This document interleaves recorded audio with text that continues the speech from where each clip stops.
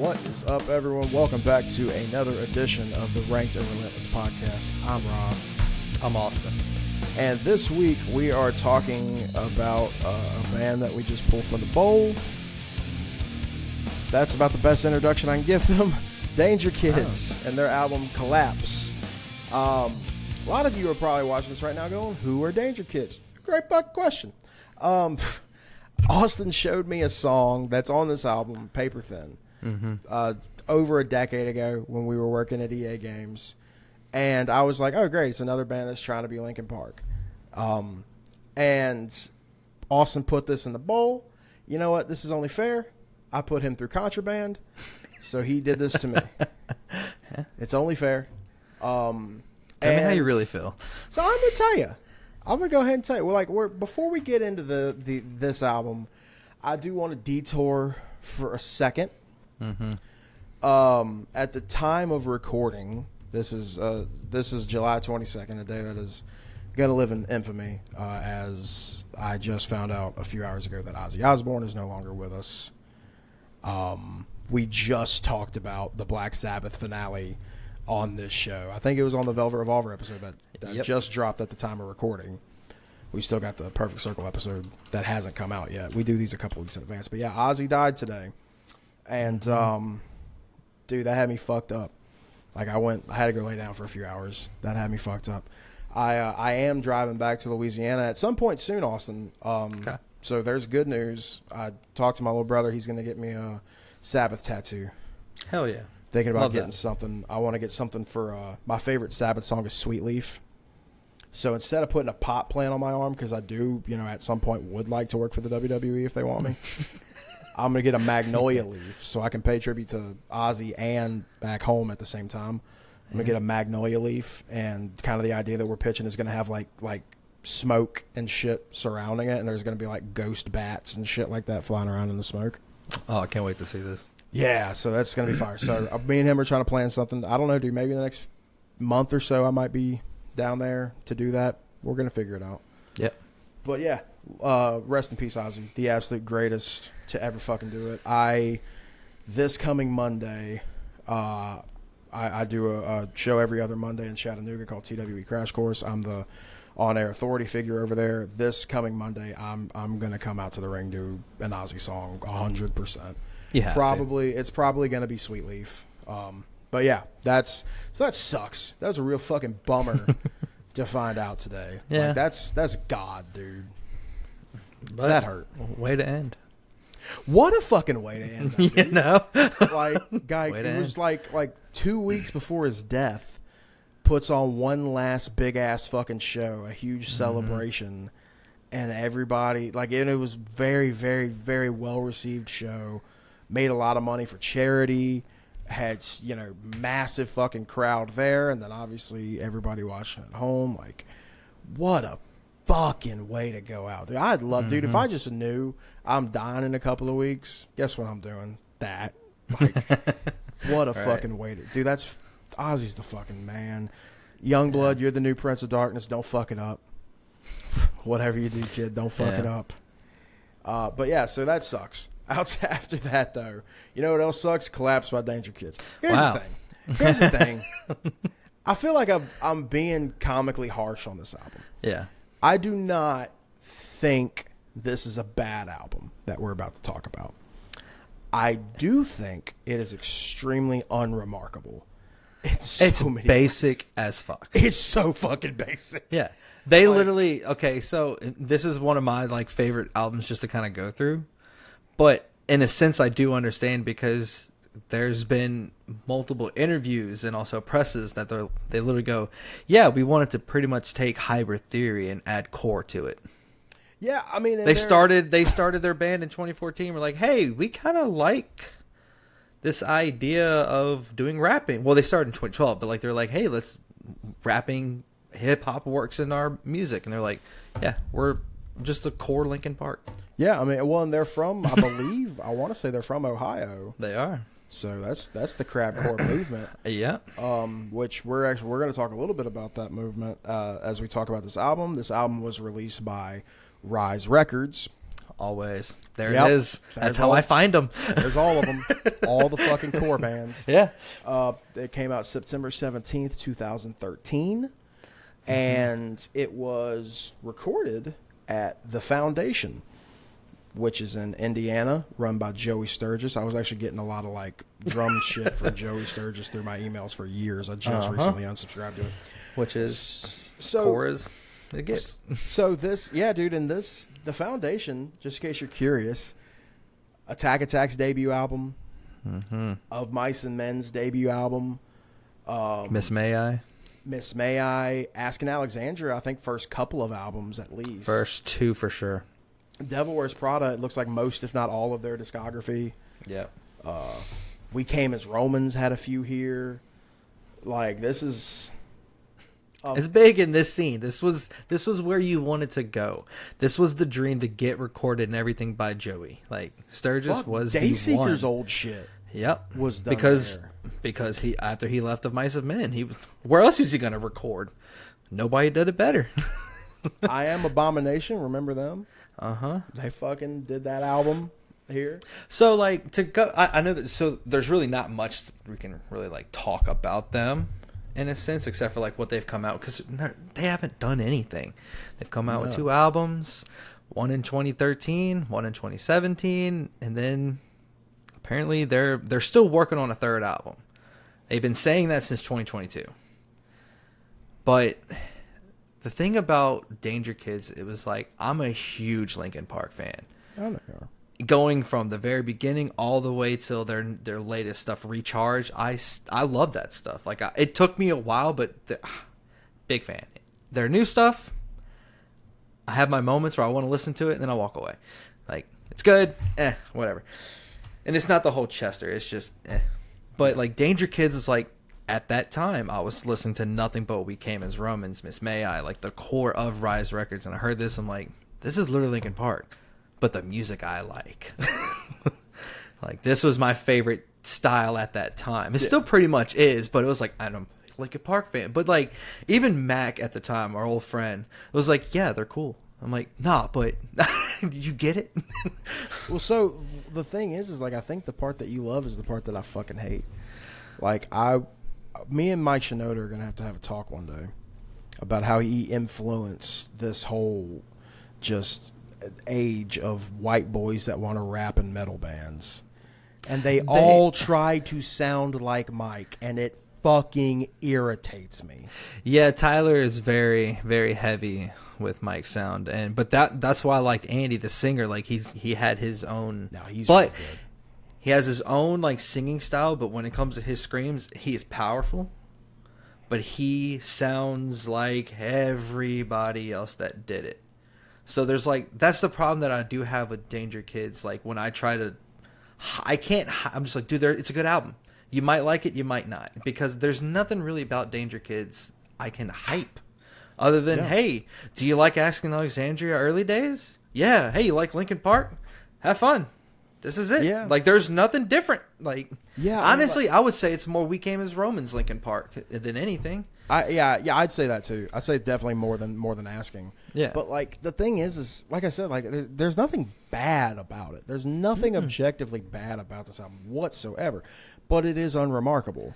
Like in that the raps sound like every fucking white boy metal band rapper. Like from Ashes to News, the same problem. I fucking love From Ashes to New. Yeah. And I really love him whenever that fucking guy doesn't rap. Yeah. Because he sounds. I do like the singer a lot. Yeah, the singer, fun. You know, Carmen auditioned to be in that band before they got the guy that's singing now. That's a shoot. Yeah, that's a real thing that happened. Wow. And then he heard the new guy whenever he went the first album they did with him, and he goes, "All right, yeah, I get it." Like, dude, he's fucking fantastic, dude. What's that new song? They got Barely Breathing or something that came out like last year. Fuck, love that shit. But I can't stand the rapping because it's like, oh great, another fucking white boy that wants to sound like Mike Shinoda. Like, why do you guys like? There's other white rappers. Like, Mike Shinoda ain't white, dude. He's fucking Asian. Like, why is that the one? I'd rather y'all try to sound like Eminem. At least it'd be funny. Like, well, that's where NF comes in. Yeah, I mean, fuck. But like, so yeah, besides the rapping, I mean, the flow is basic Linkin Park and stuff like that for sure. But what just got me was the singer, the drummer. I love watching her play, and just it's just that metalcore, that post whatever you want to call it nowadays. Like that's what.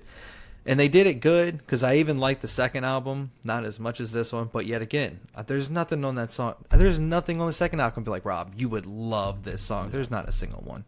You might go, yeah, this sounds good. Like, it's okay. Well, like in the songs that I've got, like there are things that I like about them. Mm-hmm. Like there are things that I like about the 5 that I picked.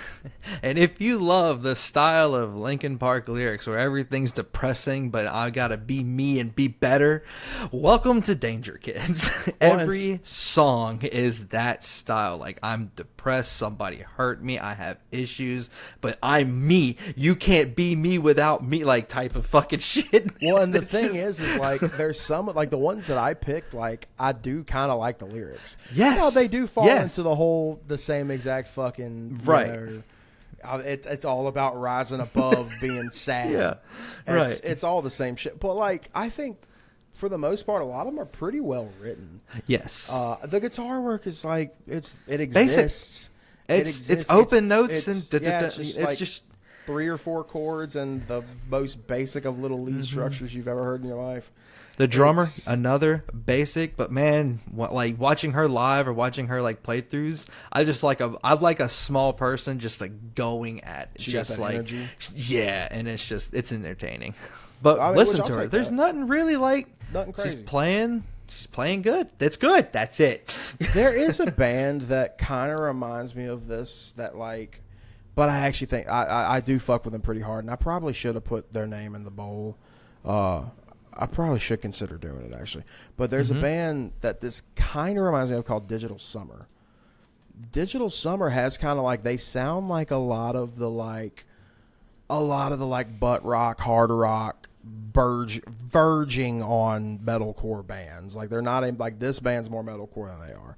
But it's like the heavier side of butt rock. And like in a lot of their songs follow, you know, a lot of them I think have a similar kind of thing of like, you know, you can't fuck with me kind of shit. They do have different lyrical themes. Like they do tackle they'll tackle addiction and depression and shit like that in their stuff. Yeah. But like it follows a lot of formula like this band does, but they still manage to stand on their own at the same time. And like that's kind of the thing I appreciate, because I fucking love Digital Summer. I can sit here and recite so much of their shit to you.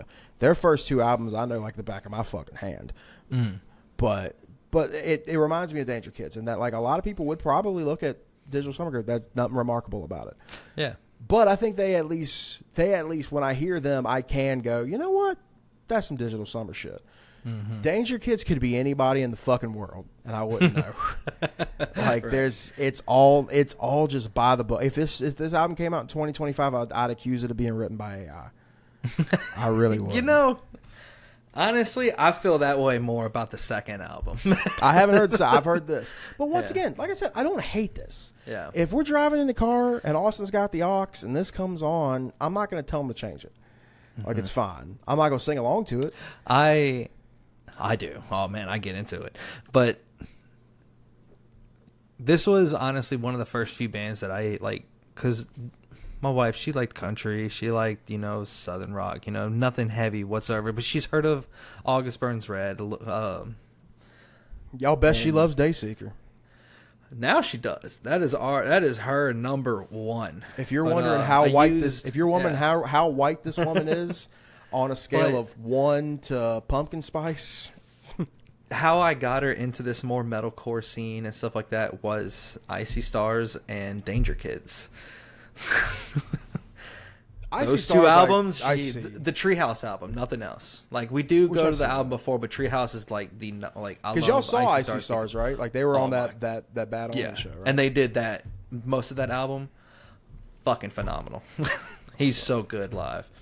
But yeah, it's basic, man. I love it. I really do. This is one of my top albums to go through, but I 100% agree with you how basic and not like. And look, and I don't, because I warned you. I even told you before the show. I was like, hey man, like when we got off, like, look, you're either really gonna like it or you're gonna be like, man, this sucked. Yeah, like, and, I mean, you know, and not to look, I don't want you to think I'm trying to throw shade at your comfort food. You know, we've all look. I mean, you did not listen to Velvet Revolver the same way I did. It didn't have the same hit to you. You know, but just like this for me, there were things you could find that you appreciated. Right. Like, there are things about this, like I said, like lyrically, honestly, I like the lyrics more than some of the other shit that we've looked at. It's better than 3 Days Grace. So much. I'll tell you right the fuck now, they write better than 3 Days Grace lyrically. They're like a 9th grade level. Yeah. Maybe like 8th grade level. I'd say 7th or 8th. Yeah. But they're junior high for sure. But it's not bad. No. Like, it's enjoyable. It can be enjoyable. Mm-hmm. You know, and it could be one of those things, maybe if I listen to it 7 or 12 times, it'll grow on me. Or, honestly, if it was, I think more if you were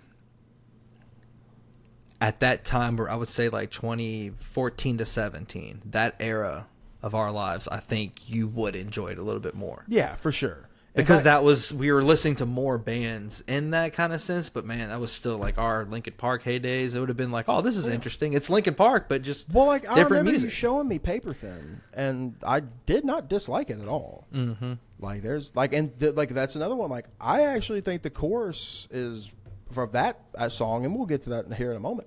I think the chorus of that song is one of their better written ones, and like a very, very catchy chorus. If there 100%. Is a song that I could find myself singing along to, it's probably that one. But there is an interesting fact. So like that, you talked about this a little bit off air, and I'm going to get you to go into this. So they've only got a couple of albums out. You said a promise of a third album, you know, still on the way. Yeah, so 2017 they did The Blacklist, which is a good album, but it's the exact same as the first one. There's not, I mean, there honestly, things could be different. Solid song. That's the only one I would tell you if you did like DangerKids, give that song a check. Everything else, there's nothing. I mean, but it they've is been what working it is. on something else. Yes. So apparently during that time, the two singers performed the theme song for Infinite for the wonderful video game Sonic Forces, and since then they have done the album. A couple other songs from Forces, and they did the full album, like audio engineering and playing, of Sonic Frontiers with the vocalist Kellen Quinn from Sleeping with Sirens. Excuse me.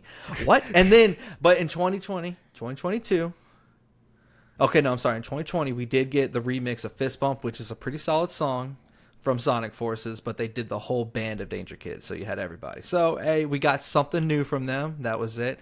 But we've been talking about a third album since 2020. 2 years ago, you know, we got hey, we're trying to work on something that's going to wow everybody. That's it.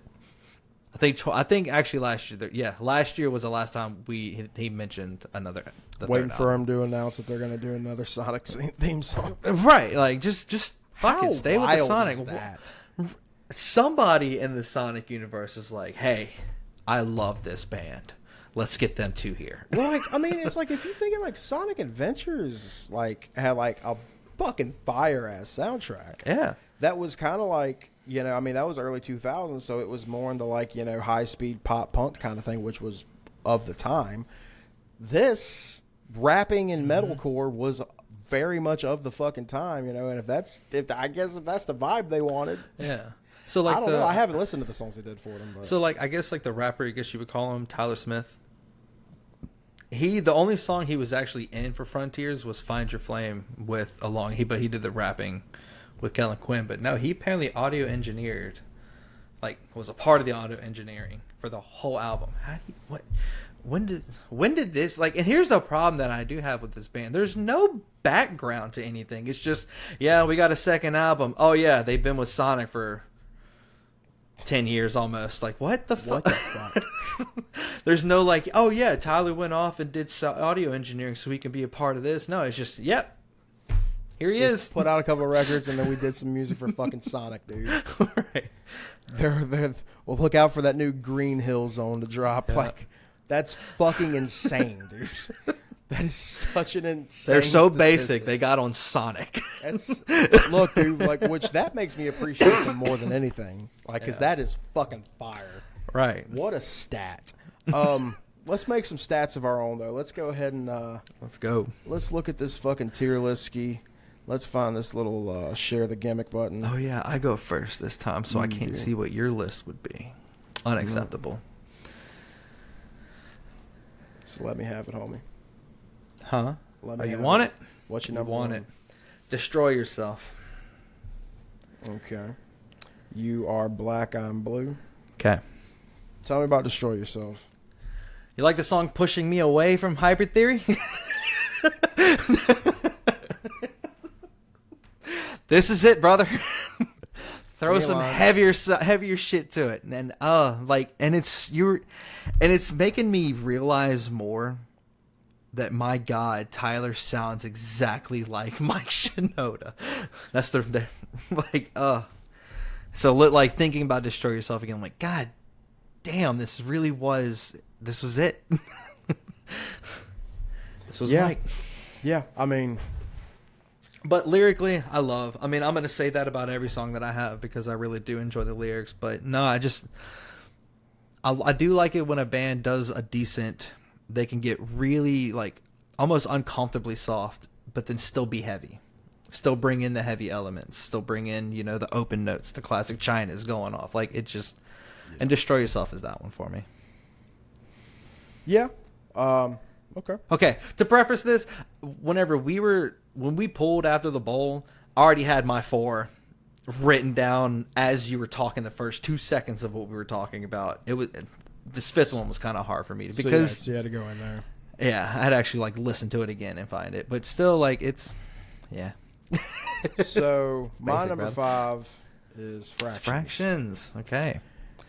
It is Fractions almost simply because, and this is weird enough, considering everything that I've been saying about the rapper, this is probably my favorite verses from him are on Fractions. And then the screaming in like the pre-chorus, I really, really like. The chorus itself is okay, but like I think the rapping and the screaming vocals on this song specifically, I really enjoy. Couldn't agree more. Yeah, so Fractions is fun. Mm-hmm. With that being said, number 4, we're going back to the front of the album. Countdown. Okay, yeah. This is, I would argue, the most Linkin Park. Yes. Like the whole time you're talking about Destroy Yourself, let's get the Countdown, buddy. Like it's very much like a lot of how he raps. It reminds me kind of like Hit the Floor. So accurate. Yeah, so accurate on that. But another one that I fucking do really love the screaming on this one. Countdown, dude, I really, really enjoy the screaming. Andy, to be honest, going back to that 2013 era, like I would say Andy is like almost as my favorite singer as Austin Carlisle at that time during Of Mice and Men. I think he's more talented than Austin. 100%, but like something about Austin just kept me as my favorite, and I loved it. He's one of the only screamers that just does one tone, and I love it. But Andy, dude, his screams he's powerful. He's so beefy. Yeah, love it. Like it's another kind of like Fractions where like I really like the screaming is a big one, a big part of it for me in Countdown. But yeah, so that's number 4. What's your number 4? We're All in Danger. Okay. That's because Andy starts it.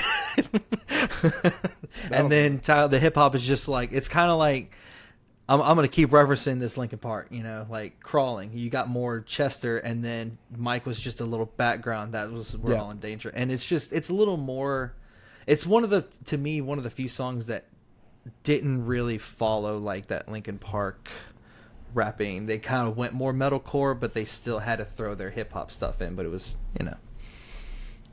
I can agree with that. Yeah, no argument out of me. Mm-hmm. I do enjoy We're All in Danger. What's your number 3? Fractions. Okay. Mm-hmm. So I guess echoing a good bit of what I said earlier. 100%, man. Like, God, yeah, I got nothing. You nailed it. Yeah, I mean, yeah, Fractions. I had a feeling, like I was like, there has to be some like crossover between our lists, and I had a feeling Fractions would probably be it. 100%. So yeah, Fractions fire though. My number 3 is the one that you first showed me, Paper Thin. Paper Thin. It's a great single. I really enjoy that chorus. I think he really does a fucking killer job on that chorus. It's a great single. Like, it's just this. I will say the singles on this album were really good choices. And 100%. And then my number 2, I'm gonna tell you straight up, dog. We're all in danger, bro.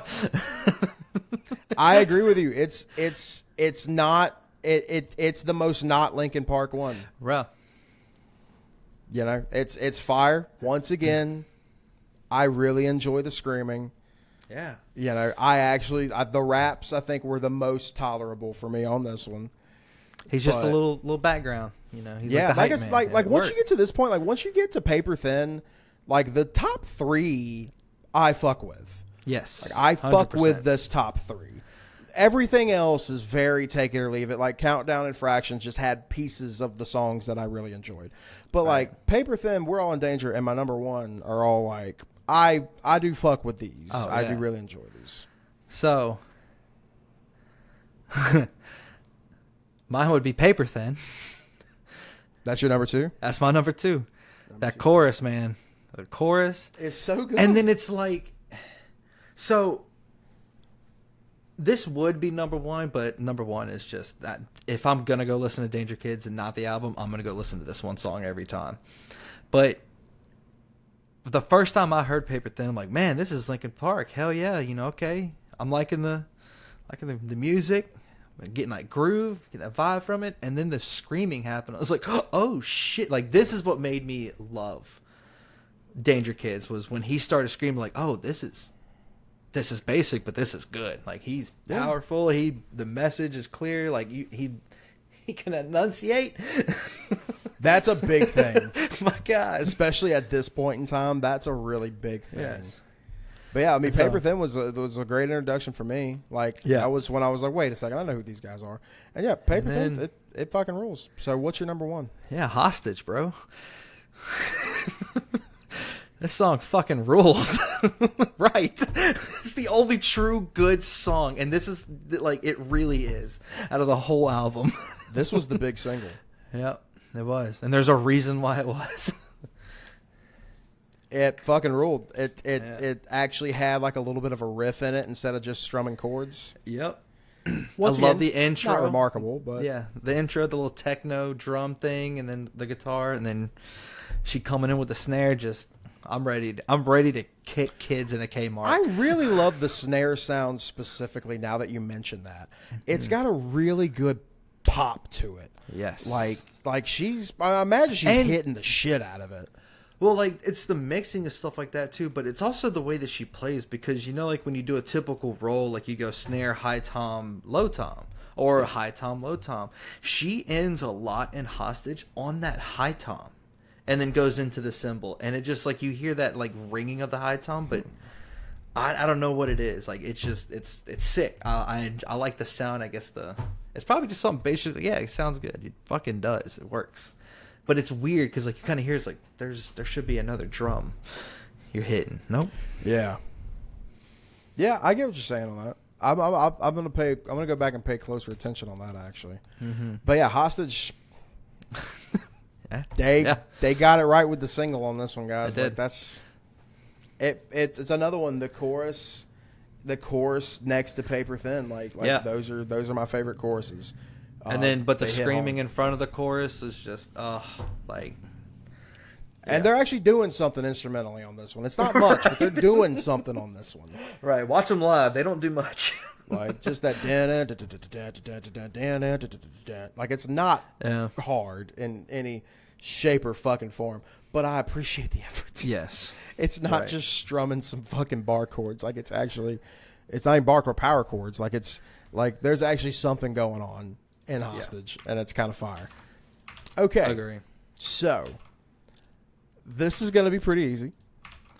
Yeah, I pretty think much. out of the fucking gate, so we know Hostage is number 1. Yep. So let's bring Hostage down here. Paper Thin got 2 and 3, so I think easy to say 2. Paper Thin is 2. Fractions 3. Yep. Well, Fractions or We're All in Danger. Because We're All in Danger got, what? Oh, then yeah. We're all in danger. Then We're all fractions. in danger. Yeah. Then fractions. Then Fractions. So, here's my question to you, sir, about these last 2. You like hit the floor, you like pushing me away. What you feeling? That's okay, so I think literally how I'm gonna answer this is based off of which of those Linkin Park songs I like the most. Hit the floor, baby. Which would be Hit the Floor. So I guess Yes. Countdown wins. 100%. Okay. Yeah. That was quick. This went honestly. It went This was quick, the but this fastest went. one. But this went better than I thought because I honestly was expecting you to be like, dude, this was dumb. Like I figured you would have hated it. No, But- like I said, unremarkable. It is unremarkable, but that's fine. Like I enjoy it enough. I thought it was a solid listen. Yeah, I was just saying it's a decent listen, and that's it. If you want to show people, cool. If not, if you want to enjoy it, hey, it's there. Like, Yeah, I mean, dude, like I said, like if this comes on in the car, I'm not fired up. Like, Yeah. like I'm like the. but I'm okay, not going to tell I you can to do turn this. it off. I'd be like, hey, No, I'm not going to tell you to turn it off. I don't know. So we're looking at number 5, Countdown. Number 4, Fractions. Number 3, We're All in Danger. Number 2, Paper Thin. Number 1, Hostage. Mm-hmm. I think that's safe to fucking say. Yeah. If the guy who listens to this album a lot and the guy who doesn't just heard it. literally ran through it twice are in agreement, Yeah. I think that says a lot about this fucking See, band. dude, that's the thing, man. It's a good listen, but don't expect anything. There's no wow factor. And I know that's a big problem in the music industry, and I'm definitely going to say it is, as much as I do enjoy a wow factor, just give me some music. Give me something decent, good that I can just enjoy. I don't need a wow factor every fucking song on every album. So, But- ironically enough, like I think that like it needs to fit a role. And Yeah. weirdly enough, like with this newfound knowledge that the contributions made to a couple of Sonic albums, I do think like this is the kind of thing like in certain like first person shooters or something like this, like Hostage would be a fire ass backdrop for like a Call of Duty mission. Oh, yeah. I'm trying to even think of like. Yeah, I think only first person shooter it would work for. Yeah, Just but like, bust into an apartment, you got to slaughter Yeah. 100 people. Yeah, that would make me really appreciate or the music, I or think. a Doom game. Yeah. Take out the Yeah. lyrics and just get rid of the verse and just keep the heavy parts going. That'd be a decent Doom song. Yeah. Fun fact. I'm going to say this part on the podcast, but I'm glad it reminded me because there's something I need to ask you after we go off air here in a second. Okay. So my wife works as a video game tester for Tripwire Interactive. Austin knows that. What Austin doesn't know is that the guy that does their music in-house used to be one of the many, because there were a lot of them, drummers for Evanescence. Oh my god. Fuck yeah, dude. That's a shoot. It's The one of mini guys- though. Good, Like, yeah. dude, there's been so many. What a of them. credit to have. But like, I think he played with him like on one of the bigger albums. Like I had to go look it up, but like I looked and I was like, no, yeah, he was there like for a hot minute. Like he was a big part of Evanescence, and yeah, Damn, he does all the crazy. music in house for Tripwire. Isn't that crazy? That's sick. But yeah, music and video games. Like I think that could be this band's calling. Really, Right. get on some video game soundtracks. They've been doing Sonic since 2017, so you know. So I mean, that was that was DangerKids. Yeah. Let's see. So this episode is going to come out on the 4th of August. Oh yeah, don't we need to start the new albums? So what day does Fit for a King come out? Oh god, dude, that's a fucking good question.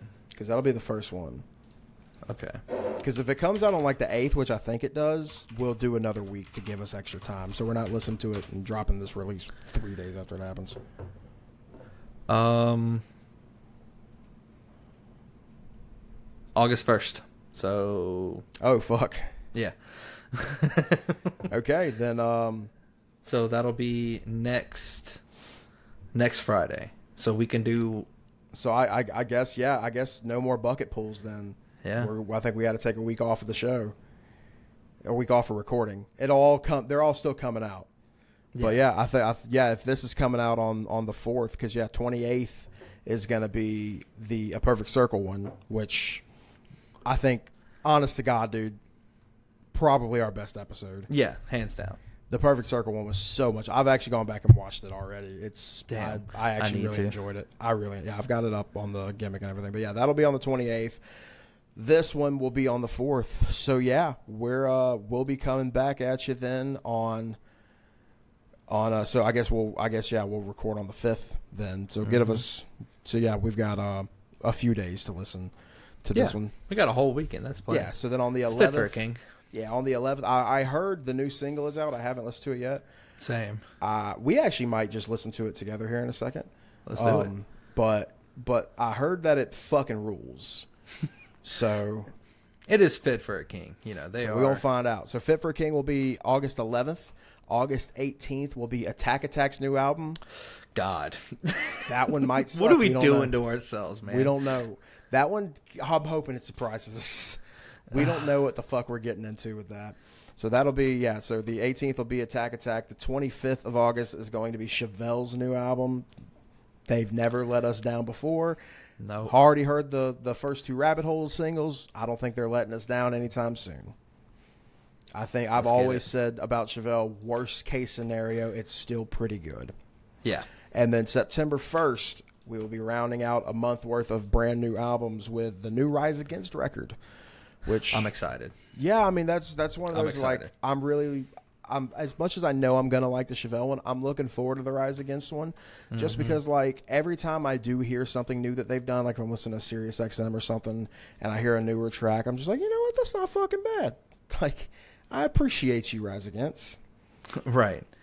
But yeah, so that's gonna be the next set of shows. We are done with retro reviews for a month, and then after we go through these, we will be hitting the bowl again, and then we'll start kind of probably doing 1 or 2 retro releases or one or two new releases a month. We'll decide if it's a good month or not.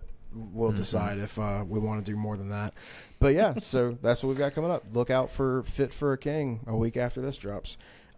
Till next time, I'm Rob. I'm Austin. And thanks for hanging out.